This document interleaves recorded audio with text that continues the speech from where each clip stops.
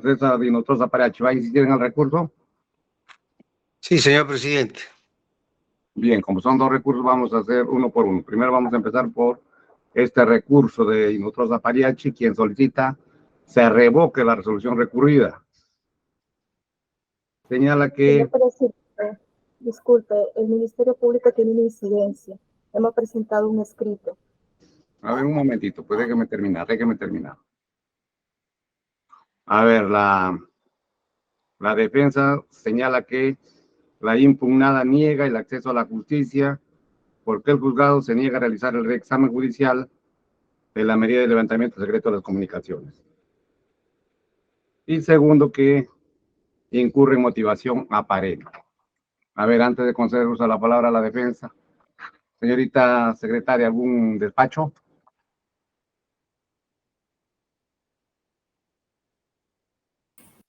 Doctor, efectivamente hay un escrito ingresado el día de ayer, pero ya ha sido atendido por la Secretaría. No obstante, si se me da permiso para poder dar cuenta. ¿De cuenta en qué sentido ha sido atendido? A ver.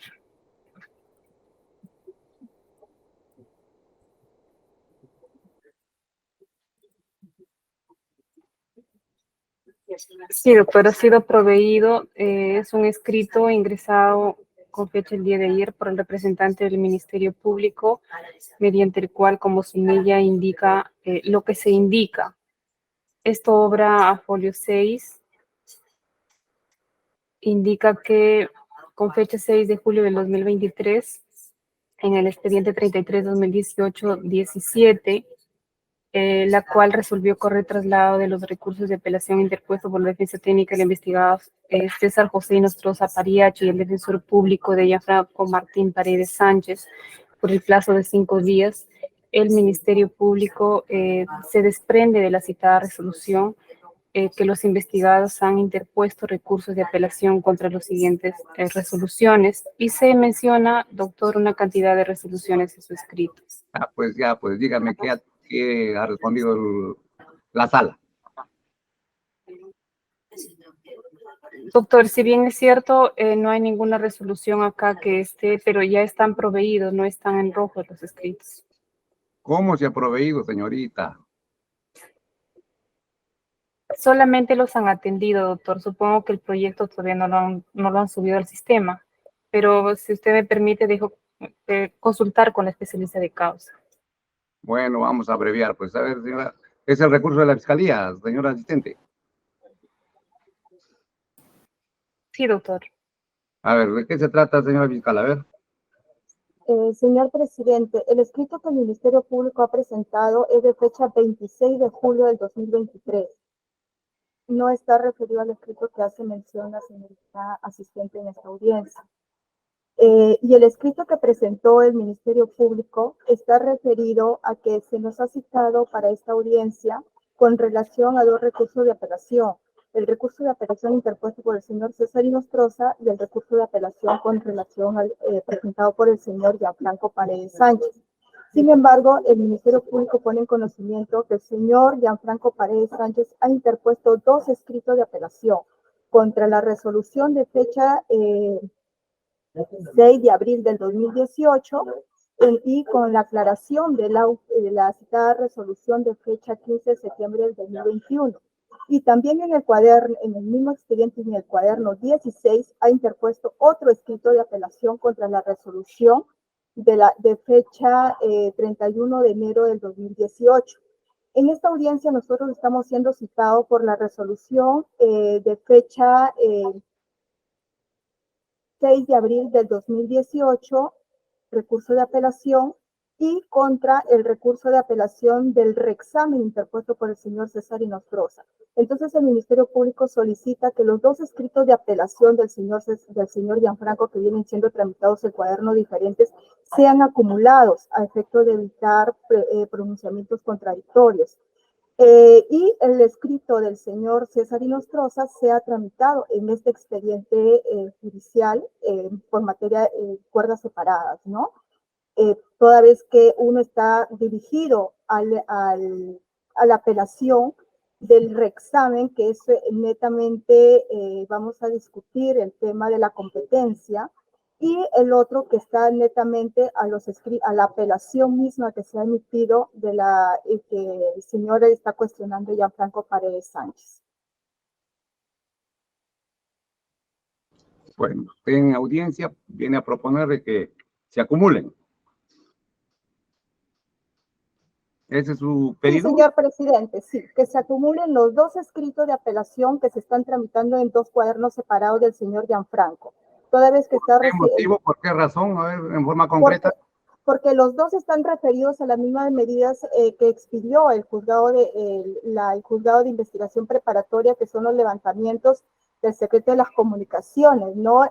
El control y la intervención que se hizo de los números telefónicos. La primera del 31 de enero del 2018 y la segunda... Pues, ya lo tenemos claro, pero ¿por qué quiere que lo acumulemos? Y ya la sala ha resuelto que se van a ver uno por uno. Sí, lo que pasa es que como es el mismo tema, dependen de las tres resoluciones que se emitieron, que en este caso son dos, señor magistrado, a efecto de evitar pronunciamientos que se puedan dar de manera contradictoria, y como se dio en su momento también con la apelación que interpuso el señor César Inostroza, que se vio en un solo cuaderno, pese a que en un primer momento se tramitaron en cuadernos separados, es que el Ministerio Público solicita que mejor sea visto estas dos apelaciones en un solo cuaderno. Bueno, algo que alegar la defensa de Gianfranco Paredes. Señor presidente, muy buenos días. Sí, en este caso la defensa no tendría ningún inconveniente en que se pueda acumular, pero lamentablemente estamos hablando de dos circunstancias muy independientes, porque la apelación está referido a otras circunstancias del cuaderno 16, y este es el cuaderno 17 que también están referidos a otras circunstancias y a otros momentos en que se dictaron. Por eso es que yo he apelado indistintamente en cada cuaderno, pero dejo a buen criterio de la sala que pueda ser visto en una sola apelación. Pero eso ya lo dejo a criterio, porque son independientes, como bien ha dicho el Ministerio Público. Bueno, a ver, señorita asistente, ¿ya verificó? Sí, doctor, efectivamente, ha ¿De habido qué se trata? un error de mi parte. El escrito mencionado por el Ministerio Público ya ha sido proveído en la resolución número 2. En el punto 7 dice a los ingresos número 8923 del 2023 y 8925 del 2023 que se tengan presente conforme ley, notifíquese. Bien. Bueno, y entonces ya se ha decidido, señora fiscal, que vamos a ver incidente por incidente. No hay razón para acumular. Y gracias por advertir que puede haber resoluciones contradictorias, pero te aseguro que no va a suceder. Así que vamos a continuar. Muchas gracias, señor presidente. A ver, señor Inostroza Pariachi, tiene 7 minutos para sustentar su recurso en base a los agravios que se ha dado cuenta brevemente. Gracias, presidente. Gracias, señores jueces superiores, perdón. Y gracias también por la comprensión, porque el abogado defensor está en otra audiencia en este momento. Voy a ser exactamente concreto con lo que usted me pide, 7 minutos. Estamos solicitando la revocatoria y, en todo caso, señor presidente, la nulidad de la resolución impugnada por los siguientes fundamentos. El 22 de diciembre del 2017, una fiscal provincial del Callao solicitó la grabación de las comunicaciones telefónicas del número de telefónico 95 29 67 103 por el plazo de 60 días. Se venció el plazo el 31 de enero de 2018, solicitó por segunda vez las grabaciones de las comunicaciones telefónicas de ese mismo número por otros 60 días. Finalmente, el 6 de abril del mismo año, solicitó 60 días más sobre el mismo número telefónico que he mencionado, sin precisar los nombres ni apellidos del abonado, a pesar de tener claro, expreso conocimiento de quién era el titular del teléfono. Pues bien, ejecutada la medida, o sea, se venció los 60 días últimos el 6 de junio, según el artículo 231.3 del Código Procesal Penal, el juez que ordenó la interceptación telefónica debió notificar al afectado.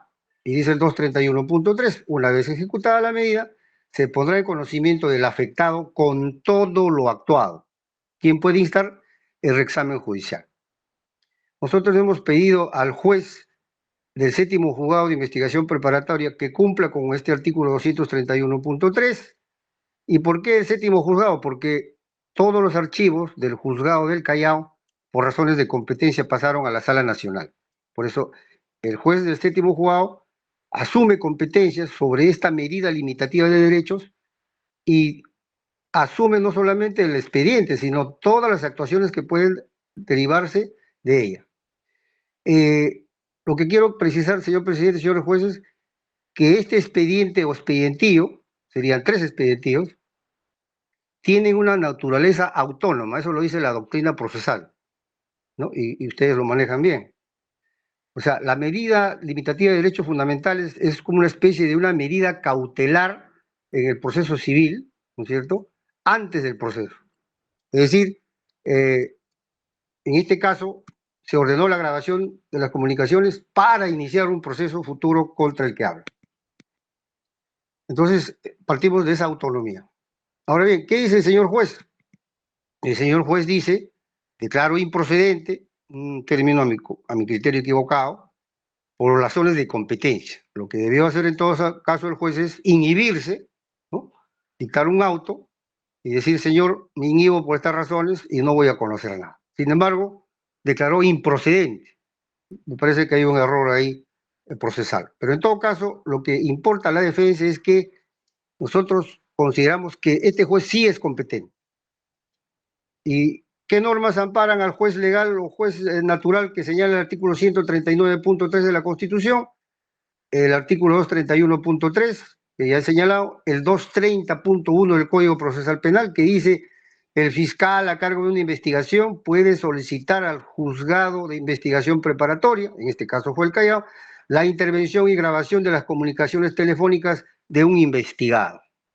Entonces, la fiscal del Callao me estaba investigando por mi supuesta vinculación, primero con una banda de narcotraficantes y extorsionadores, y luego con una presunta organización que habían creado en el Callao. ¿No es cierto? Entonces, ¿qué hemos hecho nosotros? Hemos pedido que nos notifiquen con todos los resultados y nos han notificado el 4 de septiembre del año próximo pasado con todos los audios, que son más de 6.000 audios, y hemos pedido, dentro de los terceros días, el reexamen judicial conforme al artículo 231.3 del Código Procesal Penal. Entonces, nosotros consideramos que este juez sí es competente, debe conocer el reexamen judicial y, para no abusar del tiempo, quiero citar 2 hechos que van a seguramente ser invocados por la Fiscalía.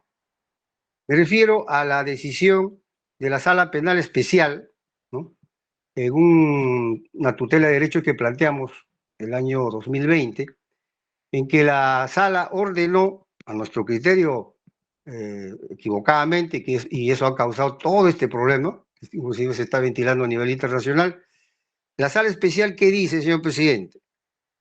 Ante un pedido de tutela de derechos, que solicitábamos nosotros que nos notifiquen en la Corte Suprema porque nosotros, perdón, el que habla tiene la condición de aforado, ¿no? La Sala Penal Especial dice en uno de los argumentos, que hemos acompañado en el expediente, que solo nos deben notificar los audios de la carpeta fiscal 8-2018, que eran 52 audios. Solo eso, así lo dice textualmente. Interpretar de otra manera es ya faltar a la verdad. Entonces nosotros nos preguntamos, ¿quién nos va a notificar con todos los resultados que habla el 231.3? Hemos ido al juzgado, el juzgado nos dijo no, vayan a la fiscalía que los notifique. Hay otro problema y que algún día espero que haya un acuerdo plenario para ver quién debe notificar los resultados de la ejecución de la medida de intervención telefónica. ¿El juez, que es el que ordenó la medida, o es el fiscal? Pero bueno, aquí en este caso la Fiscalía del Callao nos notificó y nosotros dentro del tercer día hemos planteado el reexamen. Entonces, aclarando eso. Y finalmente, hay una apelación 80, el recurso de apelación 80, que también fue promovida por nosotros, está en la página web del Poder Judicial, apelación 80-2021, en la sumida nomás, señor presidente, señor juez supremo, dice lo siguiente. Tercer punto. Por todo lo referido, el recurso interpuesto, es decir, por nosotros, resulta infundado. ¿Qué pedíamos, señor presidente? Lo que estamos pidiendo ahora al juez de investigación preparatoria nacional. Dice, por todos los recursos interpuestos resulta infundado debido a que no corresponde a la jurisdicción del Juzgado Supremo de Investigación Preparatoria emitir decisión alguna sobre las actuaciones concernientes a los expedientes número tal, aquí estoy hablando de las 3 resoluciones que ordenan la intervención de mis comunicaciones, o dice cualquier otra investigación que no esté bajo su competencia. ¿Competencia de quién? De la Fiscalía Suprema Transitoria, que solamente tenía en ese momento una carpeta fiscal. Y menos aún, volver a decidir lo que ya ha sido decidido. En consecuencia, debe confirmarse la decisión de Grado. O sea, el Juzgado Supremo de Investigación Preparatoria dijo, no, nosotros no podemos revisar nada, ¿no? Aun cuando posteriormente ya hemos planteado el reexamen solo de los audios de la carpeta fiscal 8-2018. Y para terminar, tengo decenas de investigaciones por cada llamada telefónica en distintas fiscalías. Me hago una pregunta, señor presidente. ¿Ante quién voy a reclamar el reexamen de esos audios? Si la Sala Penal Especial y la Sala Penal Permanente ahora en esta apelación dicen solo esta carpeta y lo demás, estamos en indefensión. Por eso hemos mencionado violación al juez legal natural, el derecho de defensa y la motivación aparente, porque el juzgado ha citado normas, a mi criterio, por cumplir para defender la competencia, en el sentido de que un juez de la Corte Suprema solo puede ser acusado constitucionalmente por el Congreso. Eso no está en discusión. Un juez supremo solo puede ser investigado por el fiscal supremo de acuerdo al artículo 450 siguientes del Código Procesal Penal. Tampoco está en discusión. Eso es cuando hay una investigación preparatoria formalizada. Pero para la medida cautelar, medida limitativa de derechos, es el juez quien ordenó la intervención, la limitación de derecho fundamental, quien debe conocer todos los incidentes. Y me estaba olvidando, yo sé que ustedes posiblemente no van a cambiar el criterio porque han resuelto un caso relacionado a este tema ya hace varios meses, donde han declarado la nulidad absoluta de 3 concesorios de apelación respecto a estas 3 resoluciones, ¿no? Pero nuestros argumentos están en un recurso de casación que hemos planteado hace poco, todavía está sin proveer, creo, son varios meses, una casación para que la Suprema en todo caso define este asunto.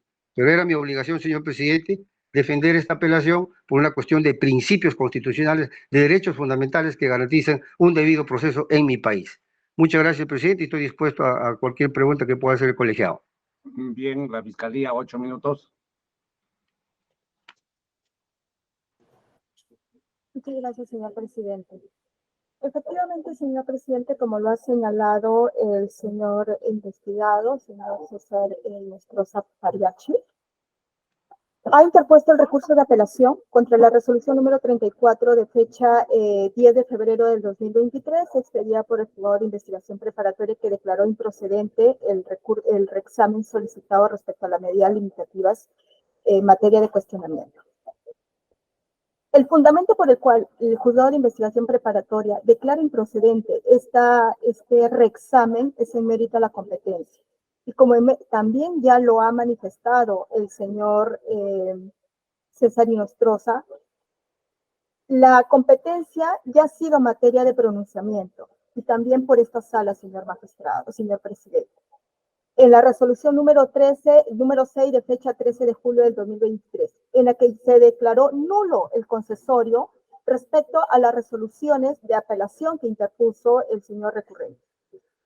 Toda vez que la sala resolvió que no resultaba competente para conocer todo lo relacionado a los casos e incidentes del señor César Nostroza, con relación al levantamiento del secreto de las comunicaciones, intervención, control y otros de su teléfono celular 95 29 67 103, tal y conforme ya había sido establecido en el incidente que también fue materia de pronunciamiento por esta sala el 33-2018, cuaderno 36, en la resolución número 19 de noviembre del 2020.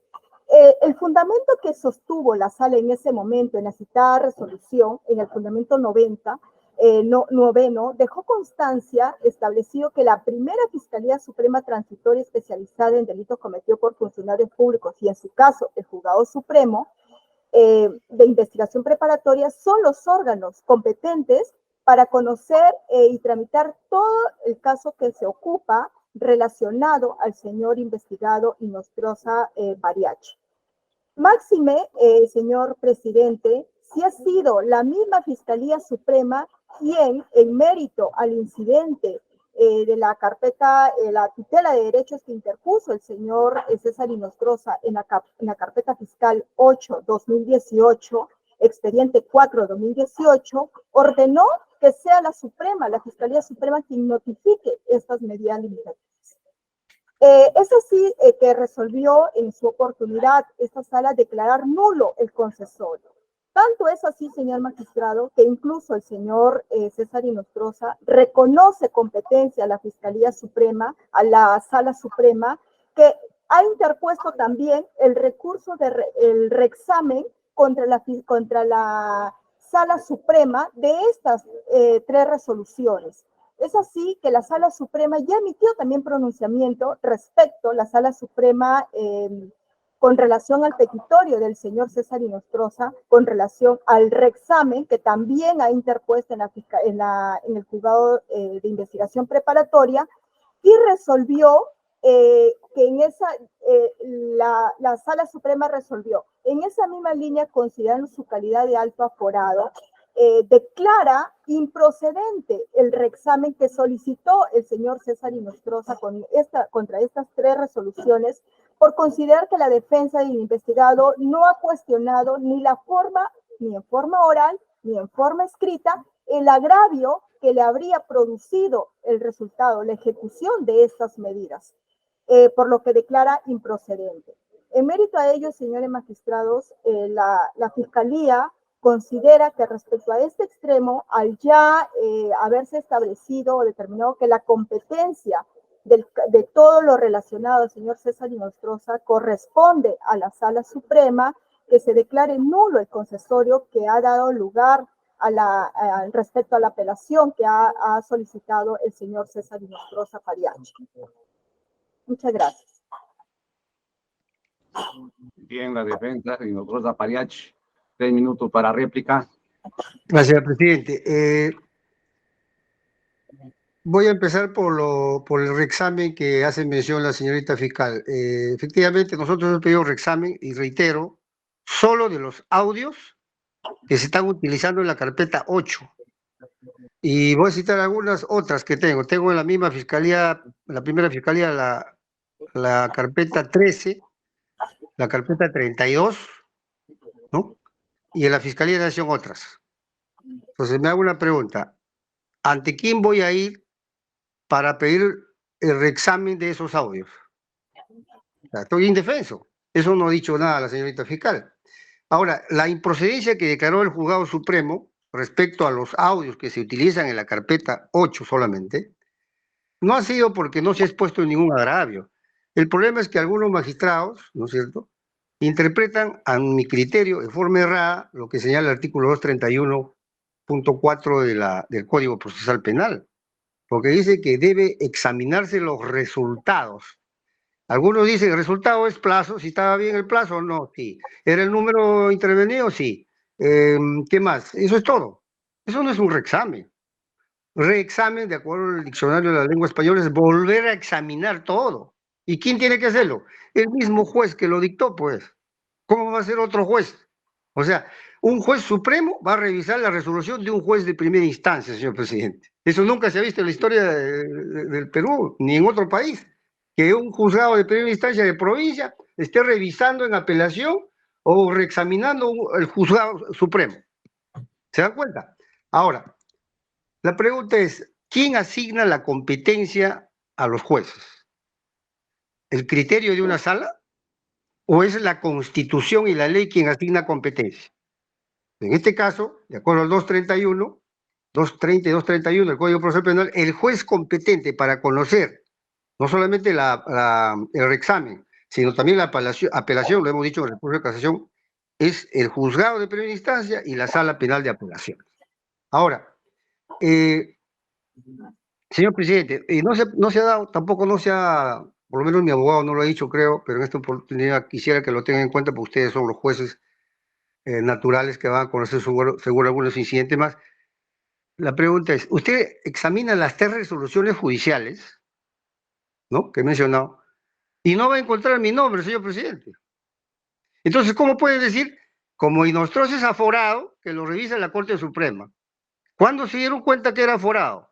Cuando terminó de ejecutarse la medida, no antes, según la Fiscalía. A mi criterio lo sabían, lo ocultaron mi nombre durante 6 meses. Eso es grave, sumamente grave. A cualquiera le puede suceder, a cualquier juez supremo, o ministro, o congresista. Le ocultan su nombre y siguen escuchando 6 meses. Entonces, con mayor razón, presidente, si yo no estoy en las 3 resoluciones con mis nombres y apellidos, ¿por qué la Corte Suprema va a conocer todos los audios que hay? Son 6.000 audios. Ahora, y con esto termino. ¿Por qué la Fiscalía Suprema notificó, entre comillas, esas 3 resoluciones a nuestra parte? Porque había una razón. ¿Cómo le van a entregar los audios a una persona a quien se escuchó sus comunicaciones? Solamente los audios. ¿Y de dónde deriva eso? ¿Cuál es la fuente? Ah, no, te entrego también las resoluciones para que veas, porque en base a estas resoluciones te han escuchado los otros audios de esta carpeta. Esa fue la razón, no ha sido un acto de notificación, porque ahí el presidente, el ponente, el señor San Martín, se ha equivocado y nosotros hemos planteado un proceso de amparo que ya se ha señalado audiencia contra esa sala suprema permanente, ¿no?, que dice que nos ha notificado la Fiscalía y no le dan la validez la notificación de la Fiscalía del Callao, bueno, Fiscalía Supraprovincial, etcétera, etcétera, que no voy a enumerar. Consecuencia, nosotros insistimos que esta sala sí es competente, el juzgado es competente para conocer esta medida cautelar o precautelar, si se quiere, que tiene naturaleza autónoma. No tiene nada que ver con el tema del aforamiento y nada, del aforamiento que están invocando. Y en todo caso, presidente, ya como corolario, están diciendo hasta el momento de que esas resoluciones judiciales tienen plena validez, ¿no?, porque el juez del Callao era competente para levantar el secreto de las comunicaciones de un aforado. ¿Se dan cuenta del contrasentido? Entonces, ya eso se verá más adelante en otras instancias internacionales. Muchas gracias por haberme escuchado. No sé si hay algo que aclarar, señor presidente. Bien, la Fiscalía duplica 3 minutos. Sí, señor presidente, breve nada más. Precisar que la resolución que ha emitido la Fiscalía, el Juzgado Supremo respecto al reexamen interpuesto por el señor César Inostroza contra las 3 resoluciones, refiere textualmente que el mismo está referido a las 3 resoluciones. En el 11º considerando establece que el caso examina Inostroza Pariachi cuestiona mediante el reexamen judicial las 3 resoluciones mencionadas que declararon fundados los requerimientos de la Fiscalía respecto al levantamiento del secreto de las comunicaciones.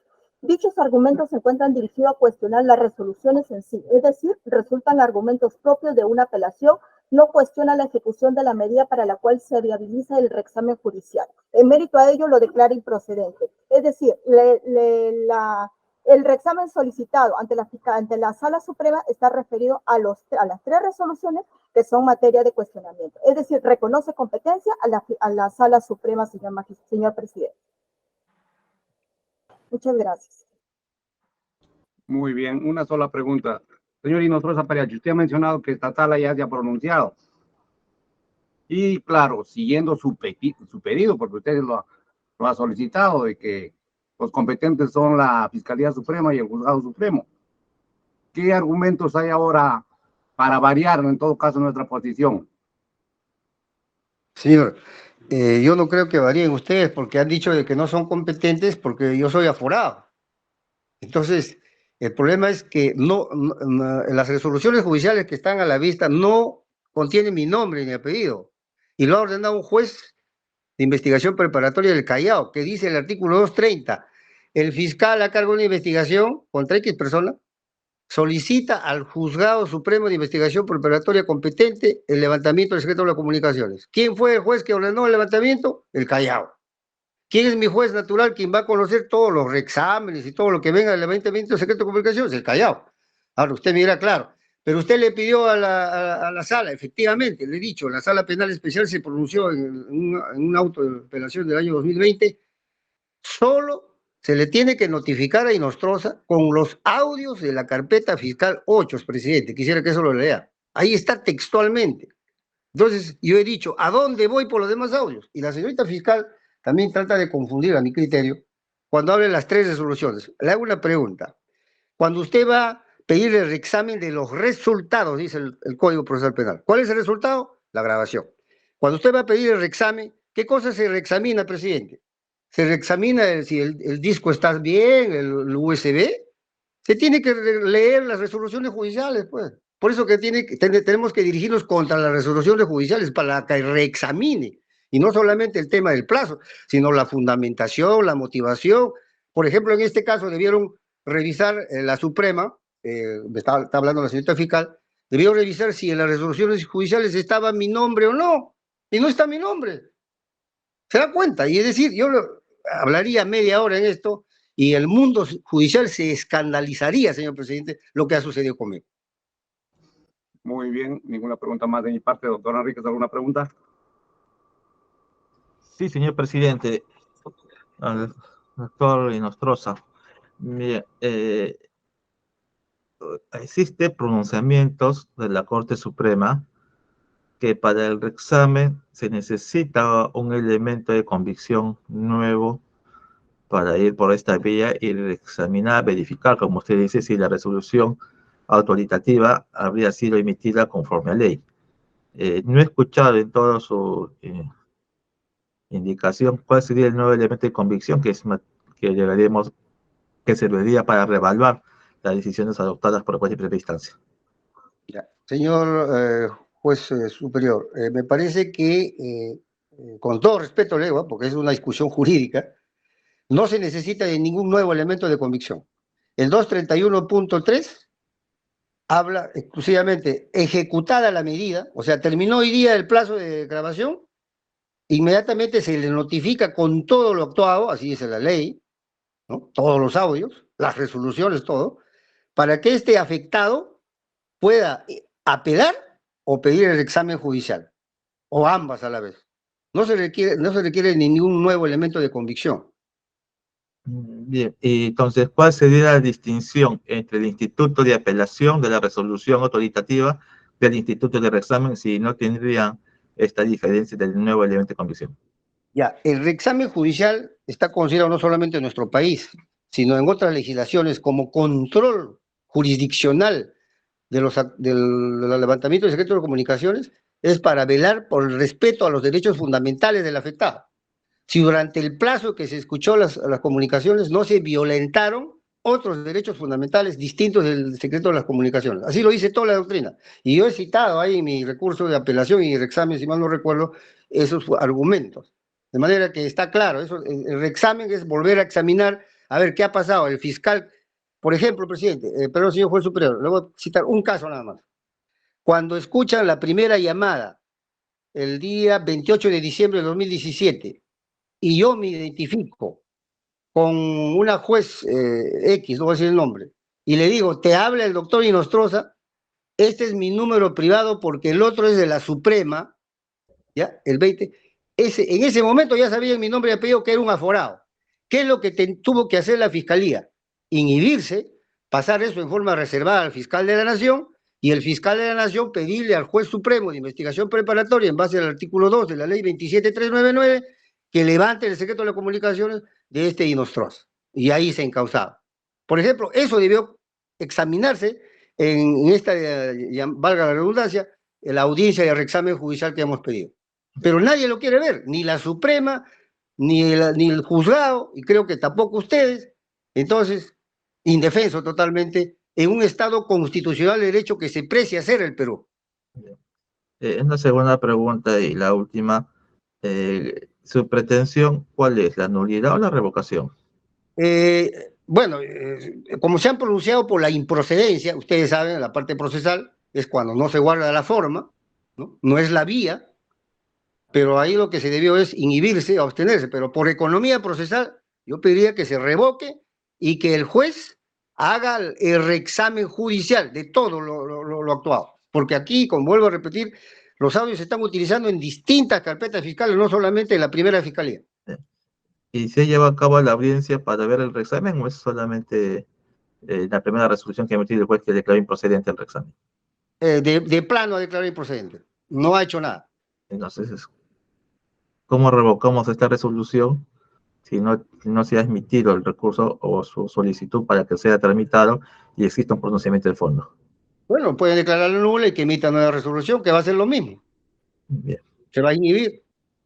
bien, muchas gracias, señor Nostroza. Ministerio Público, Gracias. ¿algo que agregar a lo informado por el señor Nostroza? No, señor magistrado. Bien, muchas gracias, señor presidente. No tengo más preguntas. Bien, doctor Magallanes, ¿alguna pregunta? Ninguna de mi parte, señor presidente, gracias. Bien, entonces hemos concluido con el recurso de Nostroza Pariachi. Ahora pasamos a ver el recurso de Gianfranco Paredes Sánchez. Gracias, presidente. Gracias, señores. Hasta pronto. Hasta pronto. Señor abogado, ¿va a insistir en el recurso? Señor presidente, voy a insistir en el recurso de apelación. A ver, como agravio señala que hay vulneración al derecho de ser juzgado conforme al principio de debido proceso. Correcto, señor Verga. presidente. A ver, 7 minutos para que sustente oralmente su pretensión impugnatoria. Correcto, señor presidente. Muchas gracias, señores magistrados. Muy buenos días. El que le habla es Defensa Pública del señor Gianfranco Paredes Sánchez y en esta oportunidad estamos interponiendo el recurso de apelación en contra de la resolución 1 de fecha 6 de abril del 2018, expedido en el expediente 1032-2018-62 por el primer juzgado de investigación preparatoria del Callao. Asimismo, contra la resolución número 15 del 15 de septiembre del 2021, que aclara y corrige de oficio la resolución número 1, pero esta vez expedido en el expediente 33-2018, que es este expediente en este cuaderno 17, por el tercer juzgado de investigación preparatoria nacional. Los motivos de esta apelación, conforme pueden y conocen propiamente la casación 2089-2019 de la Corte Suprema, establece cuáles son las medidas o en todo caso las medidas técnicas que puede interponer el propio imputado que ha sido afectado por una medida de restricción de las comunicaciones. Y esto está en la propia casación 2089. Podemos controlar los resultados de esa medida a través del reexamen o ya sea de la apelación. El reexamen propiamente ya estableció la Corte Suprema. ¿Qué es el reexamen? El reexamen es corregir la vulneración de derechos dentro de la ejecución de la propia medida de interceptación de las comunicaciones.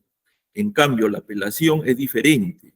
La apelación, por el contrario, señores magistrados, lo que pretende en esta oportunidad es observar si realmente se han cumplido o no con las formalidades que establece nuestra ley procesal penal para poder establecer una medida tan gravosa como es la interceptación de las comunicaciones.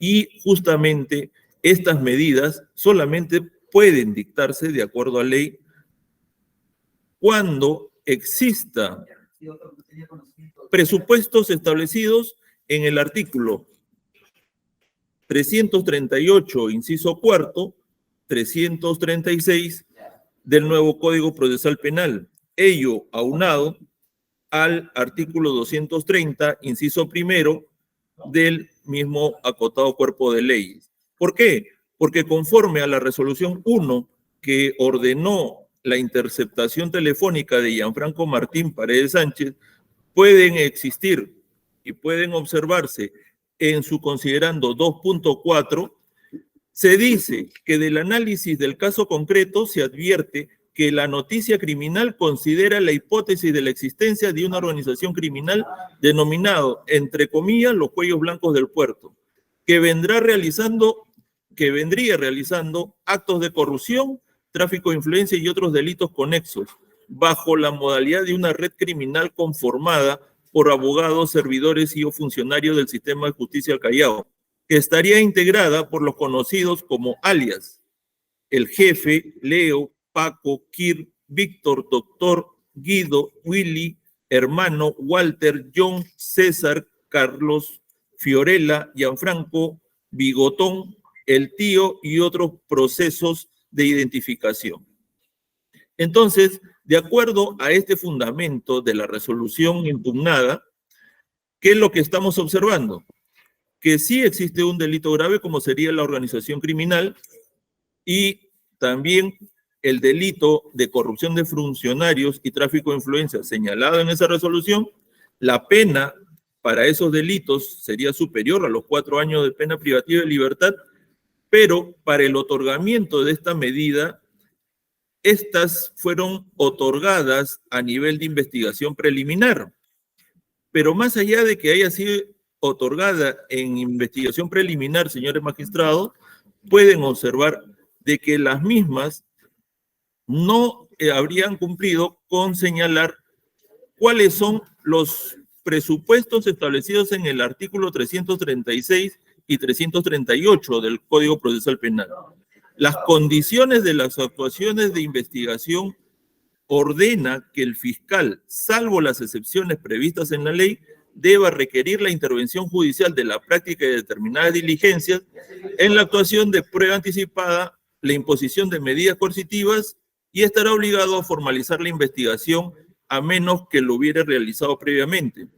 Y para ello, en la formalización y continuación de la investigación preparatoria, se establece que debe de haberse mínimamente señalado en el inciso segundo del artículo 336 el nombre completo del imputado, conforme a la resolución impugnada y así también conforme a su aclaración, no se ha señalado propiamente el nombre de Gianfranco Paredes Sánchez. Es mismo, no se ha señalado los hechos descritos o una imputación concreta en contra de estas personas. Entonces, ¿cómo poder llevar adelante una interceptación telefónica si no se ha establecido qué delitos y qué hechos se habrían o se estarían cometiendo a esa fecha, tanto de la resolución 1 como también de su aclaratoria del 15 de septiembre? Estamos hablando del 15 de septiembre del 2021. La primera fue del 6 de abril del 2018. Entonces, posterior a ello se hizo una aclaración, señores magistrados, pero sin embargo no se tuvo en cuenta que no se había cumplido con esas formalidades que ahora la defensa reclama para favor de mi patrocinado, que es necesario la formalización una vez concluida la interceptación. Sí es necesario porque también lo exige la ley y no lo hicieron. Continuaron con las interceptaciones telefónicas y eso sí es un agravio, porque eso es lo que nosotros venimos a señalar, señor presidente, señores magistrados, que vulnera el derecho a ser juzgado conforme a las normas procesales que he referido.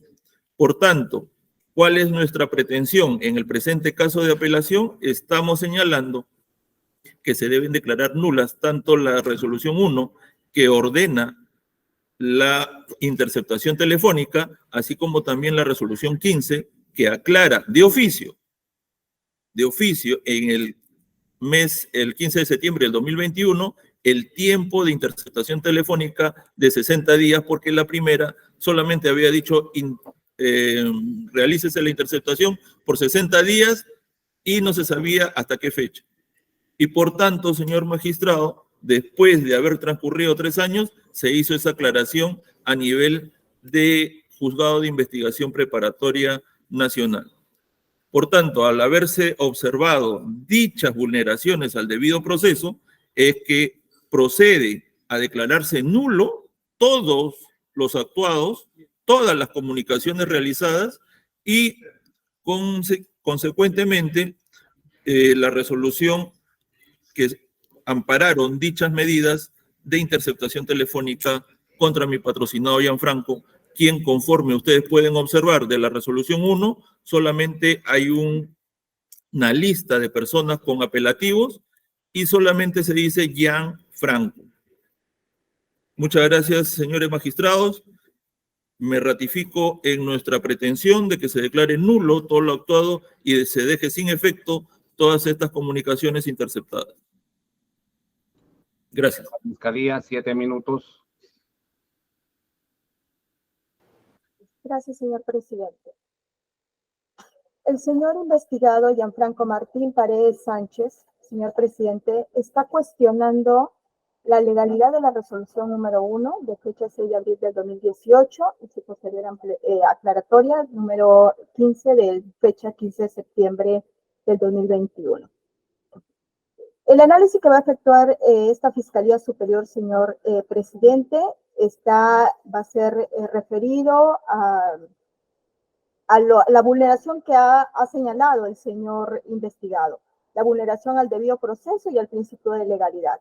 Es decir, netamente la fundamentación que vamos a realizar va a ser netamente legal.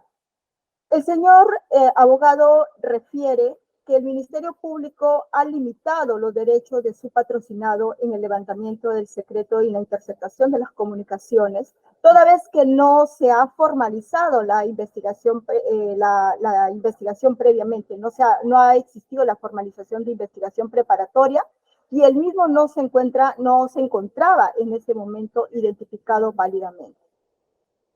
Señor magistrado, el artículo 202 del Código Procesal Penal es claro al respecto. ¿Qué prescribe este dispositivo legal? Señala que cuando resulte indispensable restringir un derecho fundamental para lograr los fines del proceso, debe procederse de acuerdo a lo dispuesto por la ley y ejecutarse con las debidas garantías para el afectado. El mismo artículo, el artículo 203, inciso 1, señala que tales medidas deben realizarse con arreglo al principio de proporcionalidad.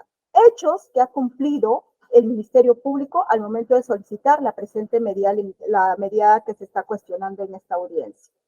Como bien ha manifestado el señor abogado, estos hechos se toman conocimiento a partir de la investigación que se venía efectuando a una organización criminal. Es allí donde se advierte del registro de las del levantamiento que ya se había hecho del registro de las comunicaciones, se advierte que se advierten comunicaciones de presuntos personal judicial de la Corte Superior de Justicia del Callao que se encontraba involucrada en actos de corrupción. Es así que se solicitan las medidas limitativas contra las personas que ya ha mencionado el señor abogado, entre las que se encuentra el identificado como Gianfranco. Señor magistrado, no necesitábamos hasta ese entonces tener la identidad completa del señor Gianfranco Paredes Sánchez, ni mucho menos encontrarnos en la investigación, en la etapa de investigación formalización de investigación preparatoria. El señor abogado hace referencia al artículo que señala que el artículo 338, numeral 4, que debió haberse formalizado. El artículo numeral 4 hace mención, señores magistrados, que dice, cuando el fiscal, salvo las excepciones previstas en la ley, deba requerir la intervención judicial para la práctica de determinada diligencia, la actuación de prueba anticipada o la imposición de medidas coercitivas. Hace referencia a medidas coercitivas, señor presidente, o sea, a prisión preventiva. Supuesto que no estamos en este caso. Entonces, el Ministerio Público fundamentó su requerimiento en elementos de convicción que hasta en ese momento se contaba, que fueron válidos y la medida en ese momento cumplió con los requisitos para poder ser solicitada por la Fiscalía Supraprovincial. Es decir, la medida en ese momento era necesaria, señores magistrados, toda vez que no existía otra alternativa menos gravosa para poder alcanzar el objetivo que se había trazado la Fiscalía y que sea menos lesivo para el afectado. Estábamos frente a una organización criminal que estaba involucrada frente a presuntos actos de corrupción de funcionarios que han sido sustentados en el requerimiento por parte del Ministerio Público, como lo son las actas de recolección y control de las comunicaciones y que han sido enumeradas, donde se advierte la negociación que se hacía a efecto de beneficiarse ilícitamente con el tráfico o las resoluciones que se emitían dentro del poder de la Corte Superior de Justicia del Callao. Era necesaria la medida, era proporcional, toda vez que no implicaba mayores perjuicios, más bien se obtendrían mayores beneficios, toda vez que con esta medida permitía esclarecer los hechos tan graves que se venían investigando hasta ese entonces. Es así, señores magistrados, que el Ministerio Público hasta ese momento no necesitaba tener la identidad completa del señor Gianfranco Paredes Sánchez para poder emitir solicitar la medida de la interceptación de las comunicaciones. Tan es así que el mismo artículo 230, numeral 2, dice: la orden judicial puede dirigirse contra el investigado o contra personas de las que cabe cuestionar fundamento y mérito a datos objetivos determinados que reciban o tramitan por cuenta del investigado determinadas comunicaciones o que el investigado utiliza su comunicación. Entonces, señor presidente, el Ministerio Público, en mérito a estos fundamentos, que considera que la medida ha sido dada, emitida válidamente, se han respetado los presupuestos para la emisión, era necesaria, era proporcional para poder emitir la misma, solicitamos que se declare infundado la apelación solicitada por el señor abogado.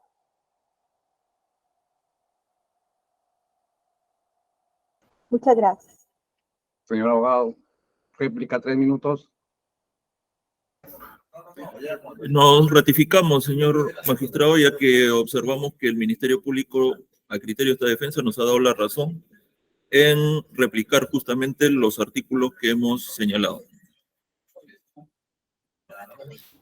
¿Algo que alegar la Fiscalía respecto a lo último?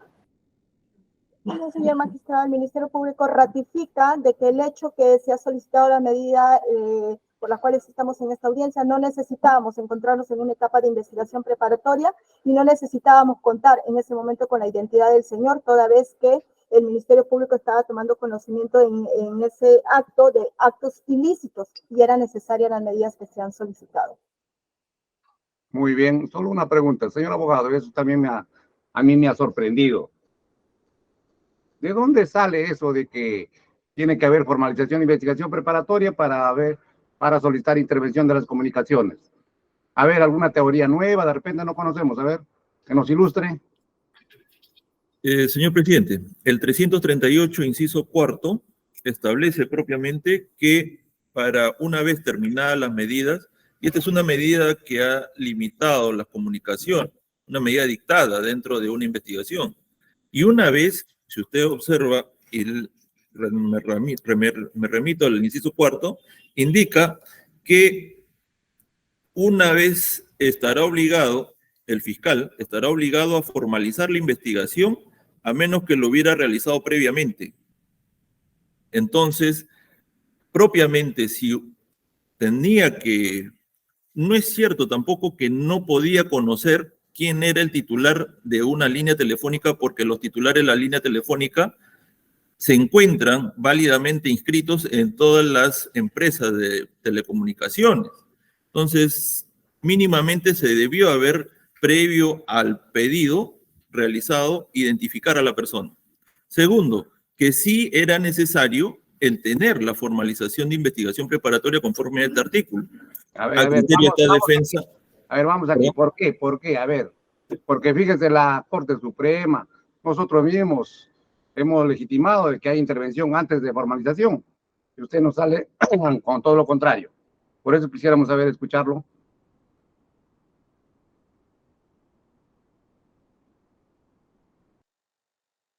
Su micrófono. Sí, señor presidente. El artículo 338 está... Perdón. Escuchen. Sí, se escucha, se escucha.